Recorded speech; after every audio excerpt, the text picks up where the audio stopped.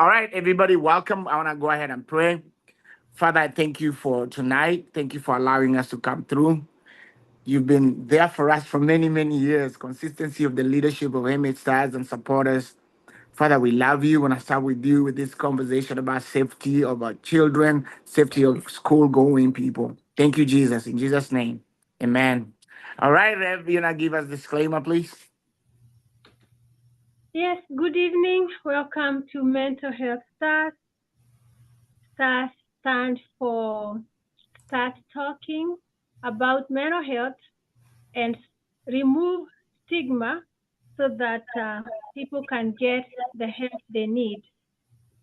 Suggestions made here are never a diagnostic, a substitute for treatment.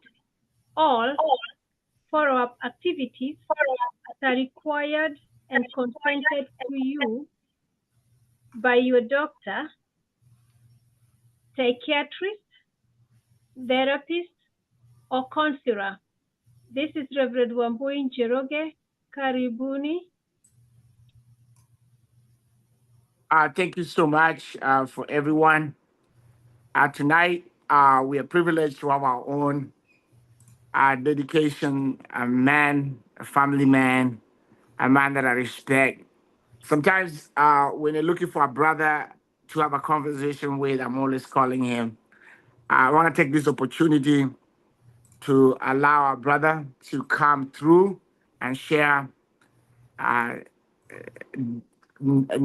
Dr. I'm going to call him Dr. Kevin Cookie, nurse practitioner. Thank you. Welcome, sir. We respect you. Thank you for him, sir. Karibu sana. Thank you. Thank you. Good evening, everybody. I appreciate you coming out. Thank you for such a warm introduction. My name is Kevin, coming from the great state of Georgia. We're going peaches. It's nice and warm and hot. I hope you're ready for dinner table talks that we do present every fourth week of the month. Today we have a sensitive topic, and it's really dear and close to me, and I'm super, super excited to be talking about this. It's something that we're all going through right now. If you have any children, if you're a guardian, um, or just an assigned overseer of a child, it could be a father, grandfather, brother, auntie, uncle. We all have this going on. So, again, welcome. We're glad to take this. And I'll be sharing my screen. We'll talk a little bit and then we'll open the forum for some questions, and let's share what we have going on. Big shout out to Georgia. I saw a couple schools from Georgia in the top 100. I think it was top 20 schools that did very well for the last school year. So there's one in Gwinnett, there's another one in Columbus, Georgia. So this touches us in our daily runs for what we do every day. We all wish and we want the success for our kids. We want them to do really well in school. It's the joy of a parent or a guardian or an overseer of a child when we have our kids doing well in school. But that doesn't come without challenges.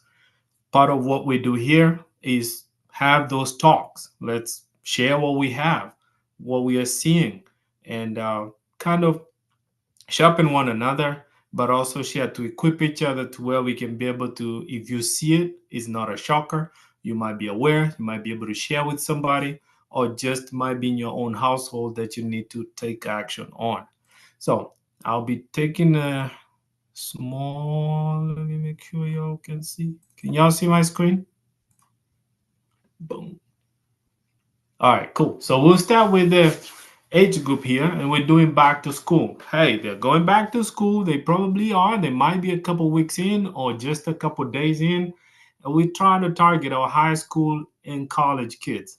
I'll be trying to tackle it from different avenues. It's a really, really broad subject, but let's look at it from a couple options here that we see. And we believe that if we start now, we can project and we hope for better outcomes as we go. So I'll be sharing this population for the high schoolers and the college kids. Hang on. Sorry, can y'all see my screen? You can see it? Thumbs up. Okay, let me try it again. Sorry. That's good now? Yeah, that's good. All right, great. So we'll Yeah, proceed. perfect, perfect. Awesome. All right, so let's look at a couple of situations and things that we can do to help this particular population. What do we do as parents, as guardian, or you just an overseer? You have a child or niece that you are like, hey, what's going on? How you going in school? A couple of things that we want to start with first is their physical well-being. Are they safe? That's in the car, at home, walking around in the neighborhood, catching a bus, or driving. You want to be aware of that. How can we protect our kids during that time? You want to be aware of the new bus route, if that's the case for your subdivision or your area. You want to be aware of the drop-off, and you want to be able to make sure also that your kid understand this, especially for the new ones that are starting this as their first piece of transportation, or you as a guardian or a parent, you're not able to do it and you rely on the bus transportation. You want to be able to at least be watchful, be on time to kind of see your child get into that routine, and also be able to pick up the cases as they come in terms of being dropped up on time, picked up on time, and if the bus, if they change route or something like that, that they don't get dropped off on the wrong place. That's their physical well-being. What happens in the bus? What happens in the street? You want to be also make your child be familiar with that. You know, if they turn right to get home, they should not be turning right and left to get home. So those small gestures or small routines that you establish at home, you want to ensure that their physical safety, what's happening in the bus, are they talking to you about experiences? And these are things you might not be able to see, but a sit down, a talk with your child, you'll be able to pick some of the conversations that they're having. Are they being bullied in a bus or pushed around? Are they sitting in the right corner? Are they sitting in class correctly? Things of that. So you want to also add on the same aspect of safety, how they eating at home, because that's also counts on their general overall protection. And this is you're looking at their breakfast, lunch, and dinner on weekends. Are they sleeping well? That's their own physical body that needs to be having their sleep and rest, and also be prepared to physically be able to go to school. The other thing is health education. This is very sensitive. A lot of our children are, majority of them got good health, but you want to be able, as a guardian or a parent, go ahead and report any allergies, any medication that they might be doing. If they're doing sports, make sure you run with them and go ahead, not running physically, but take them to those appointments to qualify them correctly for these sports. If it's contact sports, if it's running, make sure that they are cleared by a physician, or if there's something to watch for. Is it a heart related issue? You want to make sure that you either talk with a school nurse. If they have a certain medication they take, make sure you speak with the school nurse. Make sure you have a good phone number for the school to reach out to you if there's any changes or anything that comes up, so your child feels well cared for, protected. And these are some of the things that the system here helps them to be independent, but it's a good start when we have support from the guardian or parent. Promotion of health resources is in schools. Be aware of this as a parent or guardian, just in case there is a class or session that they are providing for your high schoolers or college kids, that they can be able to take this. We see a lot of times the local health department will partner with schools, especially when there's like a small outbreak of something. They will run into schools and kind of educate and provide additional information just to support the schools and also the student.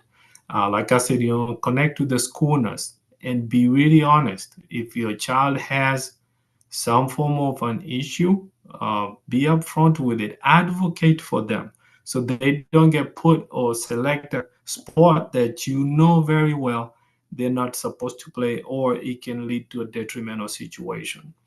Parental knowledge of adolescents, friends, and activities. This is where the parent, you have to be nosy, and I'm sorry to say that, but we have to, just to be able to know what's going on with your child. It could be a new driver You can install some apps just to be able to track them. And we'll talk about this because you want to do it really tactically, but establish that independence as they grow. But at the same time, be aware of what's going on with them. Some of the schools, they're the best, but they have some little trouble spots in between, especially when the parent, you take off your foot off the gas pedal, that it's on an autopilot for your child. Establish communication lines with the parent, the teen, the peers, and the school. Sometimes you might end up having to be in a group chat where you can be able to chat with your child along the way. It's also good to establish like small touch points. That means you just either, if they're in college, hey, how's your night? If it's in the morning, if it's lunchtime, they might be the ones to text you back. And then in the evening, you might have a phone call just to establish that cadence, just to have a good, clear communication. The other thing, you want to be aware of things that are around. If I don't get a hold of you, who do I call? If I don't get 3 calls from you, or if I don't hear from you and I've tried 3, 4 times, what's the next step? Rather than be anxious and trying to drive across states or fly, what is your backup plan for those situations? Social and emotional climate. This is something that we need to be really, really on the look for, just because each person is individual, they're different. But you want to be able to make sure that the school or the atmosphere supports your child. Is it somewhere that supports your values as a family? Do they pray? If they cannot pray, how will you do it before they get there or before you approach school? Is it something that you pray on the way? Is it something that you pray at the bus stop with them and establish your home values? And then also, do they have a way to express themselves? The parent student might not be that streamlined, or there might be fear and boundaries that sometimes these kids do have for themselves. But you want to have an option. Hey, if you're not understanding, do you have a buddy or a friend that can come in between and get that message across for them and the other way? The other thing is, it could be a social counselor at school, and we'll look at some of the ways that the schools support this. So this is just things we have to be aware of, to be able to make sure that our child or your child, as they sit in school or they leave your household for education or college, that it does support them. And if they have challenges, how do you overcome them? The other thing that you want to, on the same line, is how do your child handle pressure? And do they have those opportunities and capability to be corrected, or even just get a constructive feedback? This is to help, especially as you get those teenagers going into college and being able to be a young adult outside that. Because the ultimate goal with this is you're preparing them to where they'll be functional citizens that can handle the necessary pressures of life. Life is good, but there are some pressures that come with it. If it's someone that can be told no and take it positively, or they'll get a no and have an outburst. If you have seen that for your child, how will you guide them through it? Is it something that you need to involve the social work at school for support? And then, do you have that free communication that if this is how you feel, how do you express it outside the house? Does the school give them that room? Can your child be able to also communicate freely without having too much emotions attached to it, but be able to get the message across? So these are just a few things that, as a human being, I believe it's right and it's good. And you will look at some of the results of this, how it affects the actual general performance of the individual in school. The other item that we also want to look at for this particular population is the parent-student-teacher partnership. This is really critical, especially when you have teenagers, in terms of things like choosing majors or colleges to go to. Also, in exploring, you got to be flexible. Some majors might not be that popular, and this is where, as a parent, you sit down with your teenager and kind of help them. Which school will you go? Does it support you? Does it support your dreams? Does it support your values? And do they have the right structure to set you up for future pathways of career or your dreams or your goals? So this is where the dialogue comes. It might not be that smooth, probably as a parent to student, but if you have the parent student sit down, sometimes the teacher has better clarity of what's trying to happen or some of the opportunities that might be lining up. This is also critical, especially when you have young adults or new college students. They have to go through the major selection. You have to do your core classes. What happens if you have to shift majors? So they want to be supported all around, but this is a partnership where everybody will win. The parent, you'll be 100% supportive of your child. They won't feel like their no's are coming too hard, but it'll be that consistent communication that you establish to guide them along the way. Even if they're driving, you're right there. If it doesn't work, can we go to plan B? If this works, if you're struggling with your grades, how do you get in contact with your preceptor or your instructor or your um, professor? So the more we build these muscles in school, the better we set them up even when they get out to go to do corporate work. So this is really, really essential in building that relationship with the teacher or the professor for this particular age group. And the school is the best, because if it's something to change, it can be done. If it's something that in terms of majors that they need to look at twice or look at it differently or even explore and be like, no, I don't want this, they have that time rather than wait until graduation. Then you're like, no, I didn't like this. This was not my intention. So we're trying to prevent that by having that communication. And I believe every parent, I know sometimes schedules come on the way, we are busy, but that particular involvement and engagement helps a lot to guide your child through the school year and also throughout the college time. Now, before I move to the next one, that's something I just want us to think about. And I did speak about here social and emotional climate.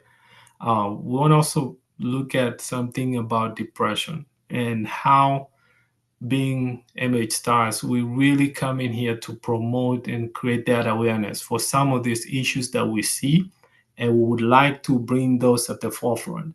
How does your school address this? What happens in the school? So I was able to find something here from CDC, and this is just a general approach of multi-system support that most schools use in trying to support children at school. So if it's something we're missing or something you're seeing at home, you're like, yeah, I can't keep a finger on this. What's happening? What happens at school?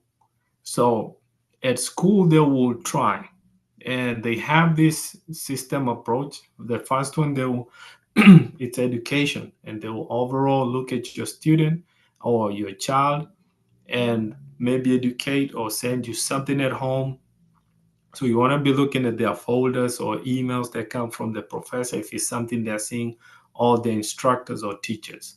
The second thing they'll probably do for you, if that doesn't work, the promotion piece is support early intervention for students identified through need for assessment because there's a risk of mental health concern. So this is, if promotion doesn't work, what's the next thing they go for?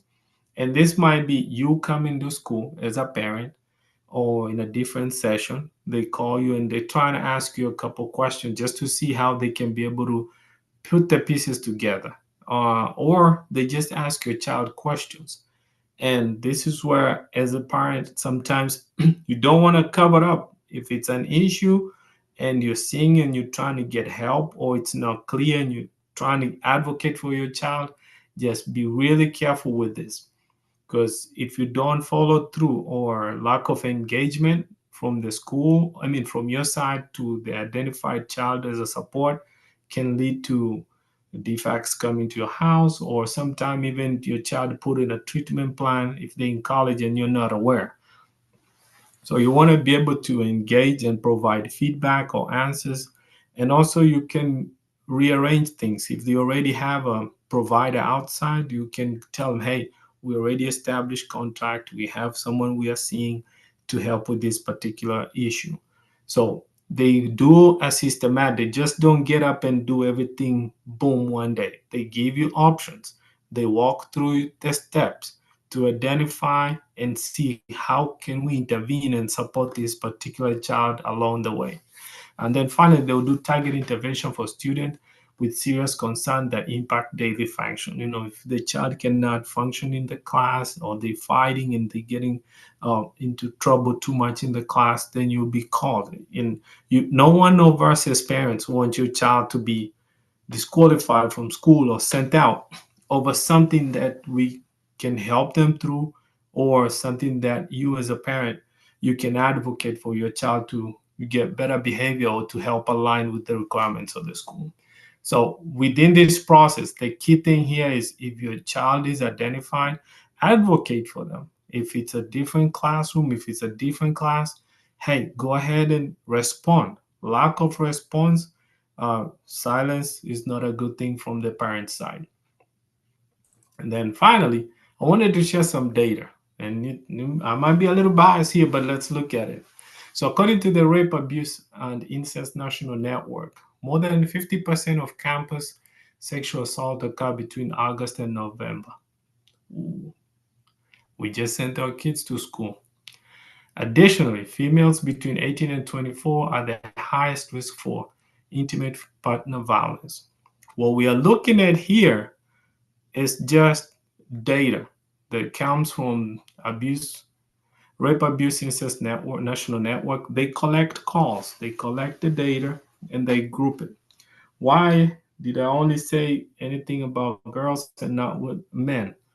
So for every 9 girls, 1 is sexually assaulted from the school, from the data they did for colleges.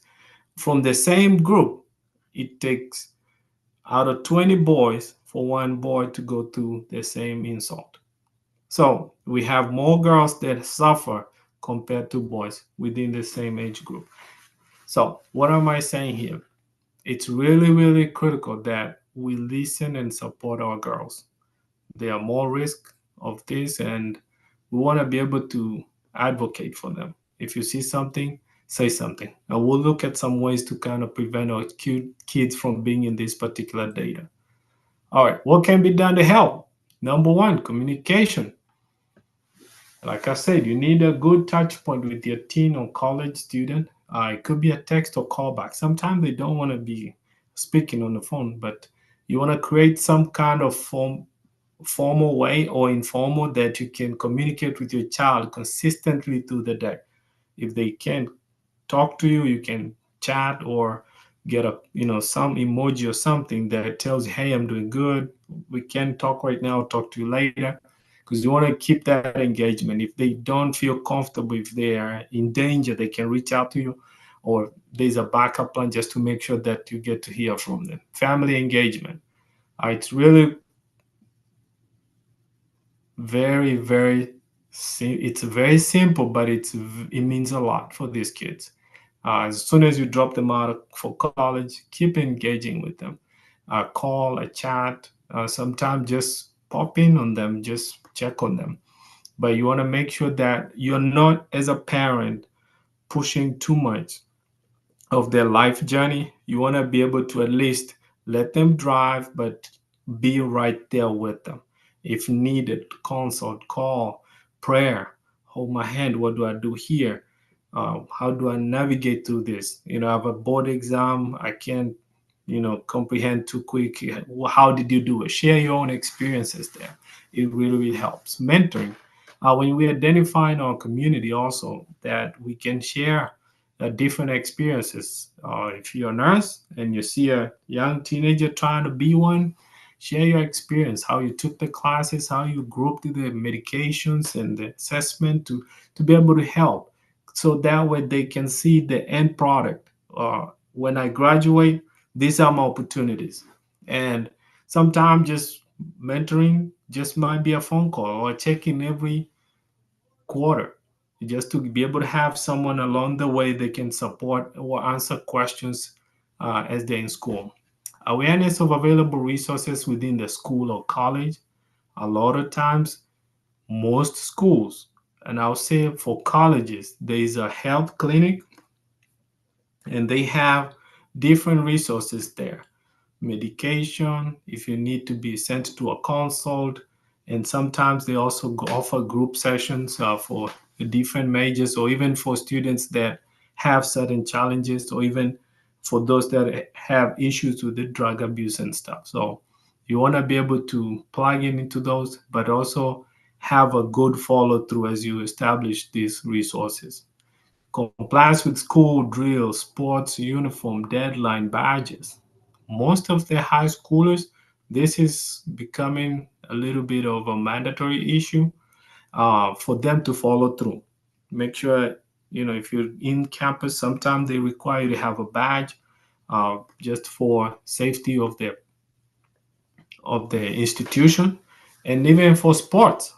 So you don't have contact sports and you don't have your helmet gear. Is the weather correct? Are you training at the right time? So you want to be able to follow through this within the school settings, and also participate in drills so you can understand what does this mean. This code means what, and you're not left out. These are just simple instructions for the school that we have our teenagers or even students in school to keep up with. Practice self control, avoid peer pressure to prevent risky behaviors. And this way you prevent stuff like alcohol abuse, drug abuse, and sometimes, which, if not controlled well or resolved, can lead you to even suicide. Stay in groups. A lot of times when college students are in college, you want to be in a group of 3 or 4 just for your safety. And also on those nights that you have late classes, don't walk alone. Kind of keep up with classmates or dorm mates that you go to the same dorm, so you're not isolated and more risk, especially for girls. Speak up when you see something. This one we won't stop saying. Speak up when you see something. It could be in your household, it could be a school, it could be in a bus, it could be on the street. Just because we have that opportunity to save a life or save somebody just by speaking up. Might be just to whistle, or just to dial a call, or just call campus safety for someone to get some help. Control your online presence.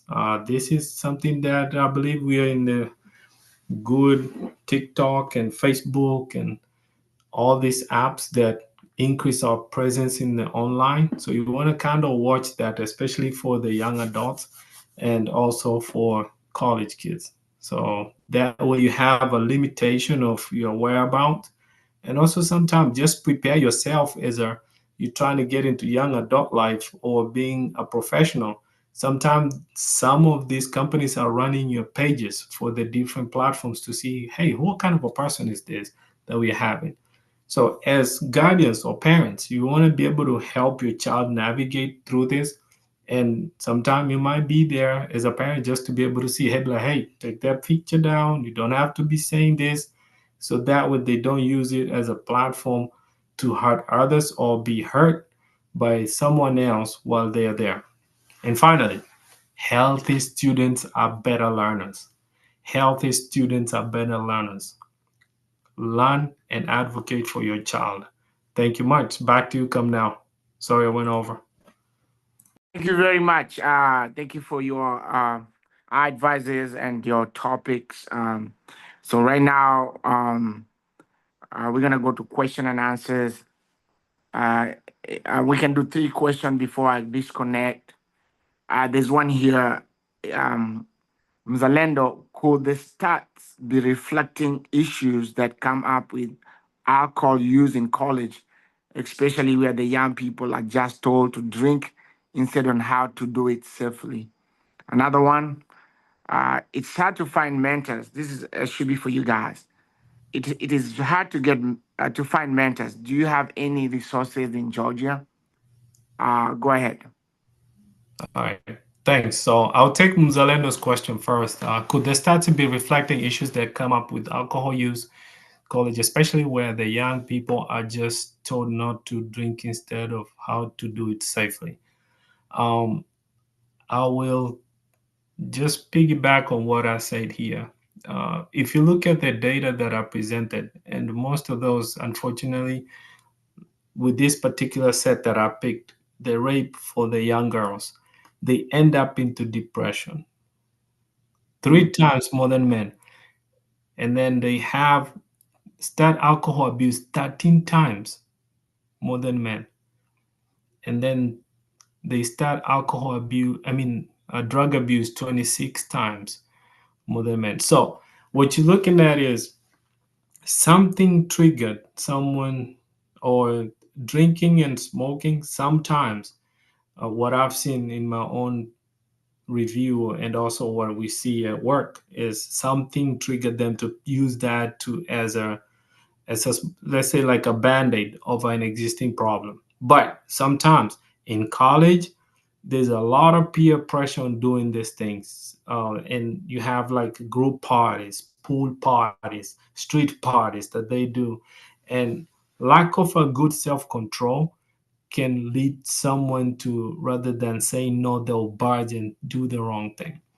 And it takes only one mistake. Some of these drugs that they're using is 3 4 times the normal legal limits, and it's so catastrophic. And then there's the curiosity, and then you add on top of that a lot of teenagers and also college students tend to be really curious, causing things to be on the high rise for alcohol abuse and also some of them like STDs within that age group. So a few things might combination just to what I could answer from Zalendo, but yeah, you're right. Sometimes the pressure is too high, and if not a good moral strong stand, some people do budge. Second one for Margaret, it's hard to find mentors. Do you have any resources in Georgia? That's a little tricky, and I would ask you, I believe mentors are there. You got to be hungry. And that's something we don't, I think as a community, we need to really, really hone on to our kids. And because mentors, they are there, but you have to show interest and identify, especially in Georgia, what area you want. Um, Part of this is engagement in the community, could be in different platforms. This is one platform. There's a Cayman platform for young men to join, and also just in your local church. We are a very faith-based community as diaspora.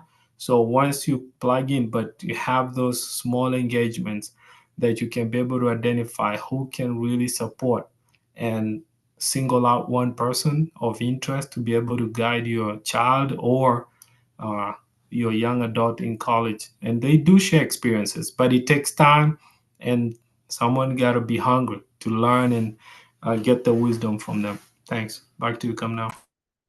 All right. Maybe you or Rev can answer the other question. It is hard to find mentors. Do you have any resources in Georgia? And after that, I'll get out of YouTube. Thank you. Yes, we have resources in Georgia, and mostly we want to say that please consult with your school guidance counselor.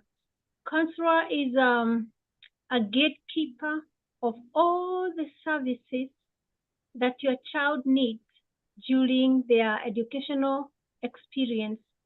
Also in college, I think parents need to know that, and please allow the student to access the help that is needed. You heard Kevin talking about a school nurse. I know we have school nurses, we have social workers, and we have after school program.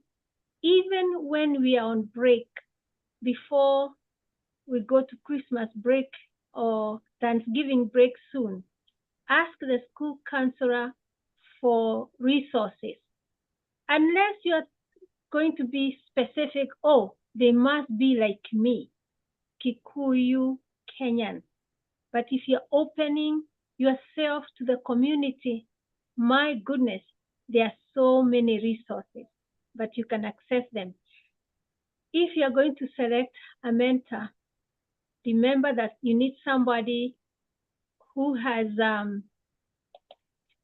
your family, faith, and values, not just anybody. I know for a reason I can mention one particular individual that has a mentorship in Georgia. I'll share the information with you if it's okay at another time because I did not ask to mention his name here. Thank you. All right. I have one question and then this other one. There's also an emerging gambling epidemic among college students and young adults since online gambling was legalized. Have you come across this?